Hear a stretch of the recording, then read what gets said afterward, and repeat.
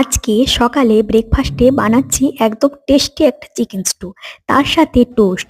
শীতকালে এরকম সকালে যদি একটা ব্রেকফাস্ট থাকে তাহলে তো দারুণই হয়।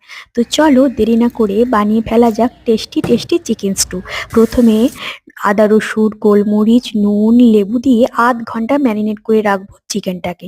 তো স্টুয়ের জন্য এখানে কিছু সবজি নিয়েছি: আলু গাজর বিনস আদা রসুন কুচি পেঁয়াজ কুচি কড়াইশুঁটি বিনস আর টমেটো। তো এবার কড়াইতে তেল গরম করে তাতে পেঁয়াজ কুচি দিয়ে পেঁয়াজটা ব্রাউন হলে দিয়ে দেবো ম্যারিনেট করা চিকেন।